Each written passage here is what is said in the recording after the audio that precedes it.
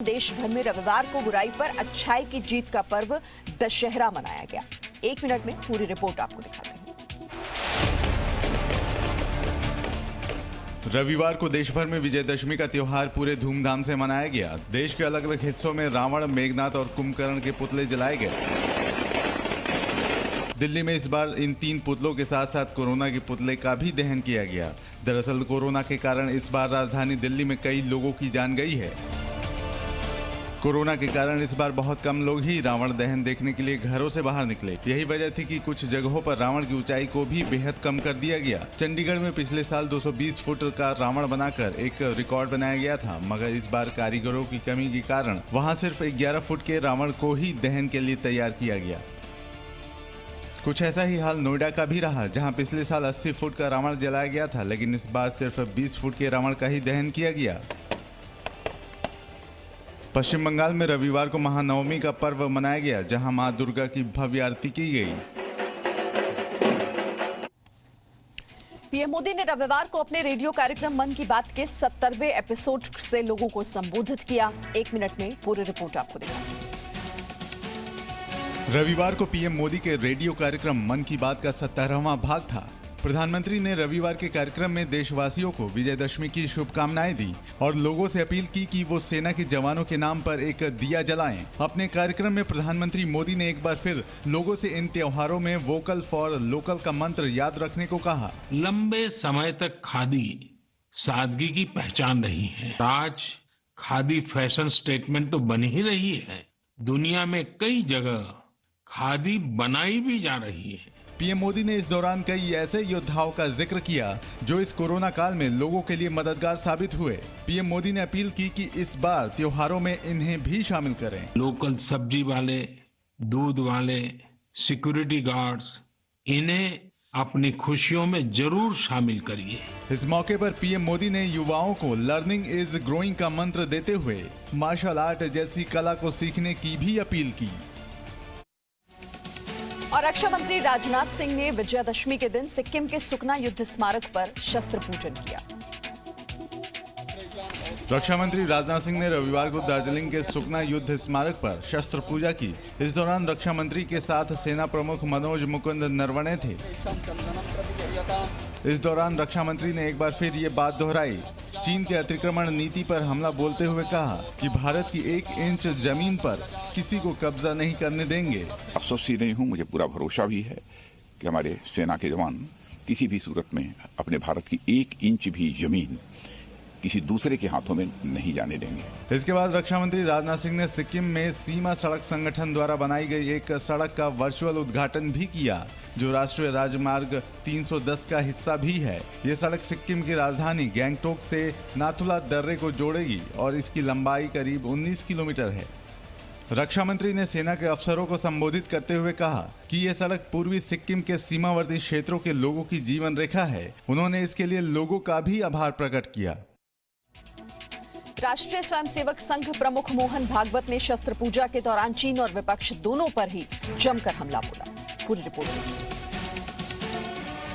राष्ट्रीय स्वयंसेवक संघ प्रमुख मोहन भागवत ने रविवार को आरएसएस मुख्यालय पर विजयदशमी पर होने वाले शस्त्र पूजन कार्यक्रम में हिस्सा लिया। इस दौरान उन्होंने स्वयंसेवकों को संबोधित करते हुए कहा कि अनुच्छेद 370 और नागरिकता कानून पर देश का माहौल बिगाड़ने की और राजनीति हो रही है। चुनाव एक स्पर्धा है, लेकिन अगर हमारे इन दांव पेचों के कारण समाज में विभाजन पैदा होता है, दूरियां बढ़ती है, तो ये ठीक नहीं है, ये राजनीति नहीं है। उन्होंने अपने भाषण में चीन को ये चेतावनी भी दी कि वो भारत की दोस्ती को उसकी कमजोरी न समझे। बाद में संघ प्रमुख के भाषण पर विपक्ष की ओर से राजनीति शुरू हो गई। कांग्रेस सांसद राहुल गांधी ने ट्वीट कर हमला बोला। उन्होंने अपने ट्वीट में ये बात दोहराई कि चीन ने भारत की जमीन पर कब्जा किया है। अंदर से मोहन भागवत भी जानते हैं, वे केवल इसका सामना करने में बेहद डरे हुए हैं। सच्चाई यही है कि चीन ने हमारी जमीन हथिया ली है और भारत सरकार और आरएसएस ने उन्हें ऐसा करने दिया है। बिहार चुनावों में पहले चरण के प्रचार का शोर आज शाम थम जाएगा। पूरी रिपोर्ट देखिए।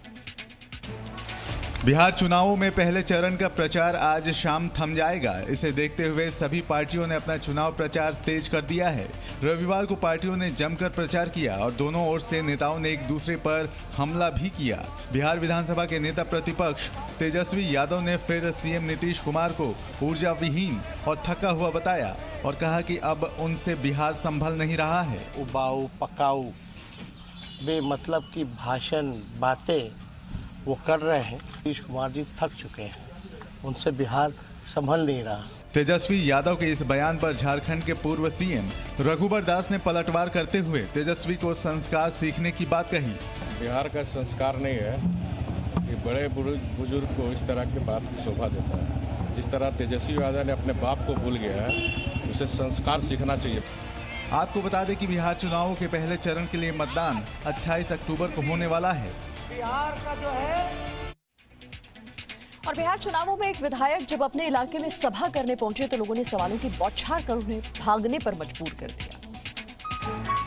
बिहार चुनावों के प्रचार के दौरान आपने चप्पल फेंकने के साथ साथ सीएम की रैली में विपक्ष के लिए नारे लगते देखा है। मगर मोतिहारी से आई ये नई तस्वीर बताती है कि जब लोकतंत्र बोलने लगता है तो क्या होता है। और स्क्रीन पर आपको जो नेताजी दिख रहे हैं वो विधायक प्रमोद कुमार हैं, जो बिहार सरकार में मंत्री भी हैं। रविवार को वो जब यहाँ जनसभा के लिए आए तो लोगों ने उन्हें घेर लिया और काम को लेकर सवाल करने लगे। जनता के सवालों से घिरे नेताजी दूसरी तरफ चल दिए। जनता ने उन्हें सड़कों की हालत को दिखाते हुए पूछा कि सड़क का काम अभी तक क्यों नहीं हुआ। इसके जवाब में विधायक जी सिर्फ यही बता पाए कि टेंडर हो चुका है, मगर ग्रामीणों को उनकी इस बात पर जरा सा भी विश्वास नहीं हुआ। बाद में विधायक ने इस पूरी घटना को साजिश कहते हुए इसका ठीकरा आरजेडी उम्मीदवार ओम प्रकाश चौधरी पर फोड़ दिया। विधायक प्रमोद कुमार ने कहा कि ये आरजेडी का जंगल राज, जहां आज एक जनप्रतिनिधि को घूमने से रोका जा रहा है। और बाद में लोगों से पूछा कि क्या वो ऐसा ही जंगल राज चाहते हैं। और देश में कोरोना से जुड़ी पूरी अपडेट आपको अगले 1 मिनट में समझाते हैं।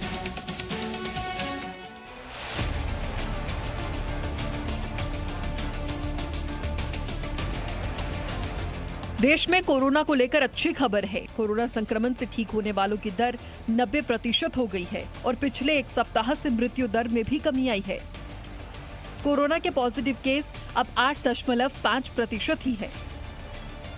पिछले 24 घंटे में संक्रमण के 50,129 नए केस आए और 578 लोगों की मौत हुई, जबकि पिछले 24 घंटे में 62,077 लोग इलाज से ठीक भी हुए। देश में कोरोना वायरस से अब तक 78,64,811 लोग संक्रमित हुए हैं, जिनमें से 70,78,123 लोग इलाज से ठीक हो चुके हैं। देश में इस वक्त 6,68,154 कोरोना संक्रमितों का इलाज जारी है। कोरोना संक्रमण से अब तक 1,18,534 लोगों की मौत हो चुकी है, जबकि इलाज से ठीक होने वालों की दर 90% पहुँच गई है। दिल्ली एनसीआर में प्रदूषण का हाल लगातार खतरनाक स्तर पर बना हुआ है।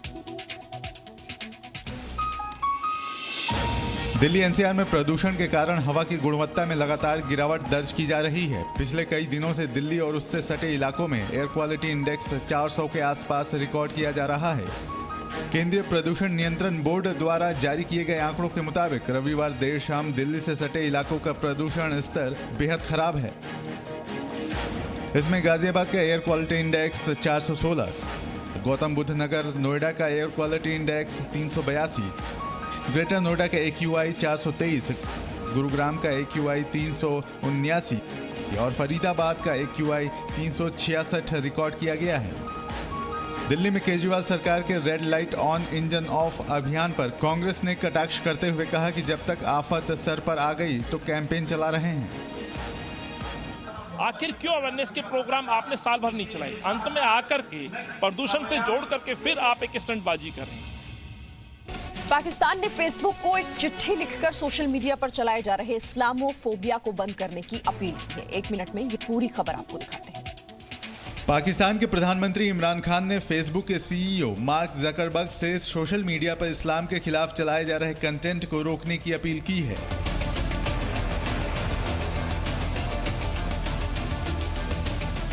इमरान ने अपनी इस चिट्ठी में भारत और फ्रांस पर इस तरह के कंटेंट को चलाने का आरोप लगाया है। इमरान की ये चिट्ठी 4 चीजों पर केंद्रित है। भारत में इस्लामोफोबिया को लेकर बनाया गया नागरिकता कानून, कोरोना के लिए अल्पसंख्यकों को जिम्मेदार ठहराना, जम्मू कश्मीर के लोगों पर अत्याचार, फ्रांस में पैगंबर मोहम्मद की तस्वीरों का बनाया जाना। चिट्ठी के आखिर में इमरान ने फेसबुक से सवाल किया है कि क्या मुसलमानों को भी यहूदियों की तरह कत्ल कर दिया जाए। हालांकि इमरान की इस चिट्ठी में चीन में हो रहे नरसंहार का जरा सा भी जिक्र नहीं है, जहां वीगर मुसलमानों पर आए दिन अत्याचार हो रहा है और जिसकी तस्वीर पूरी दुनिया देख चुकी है।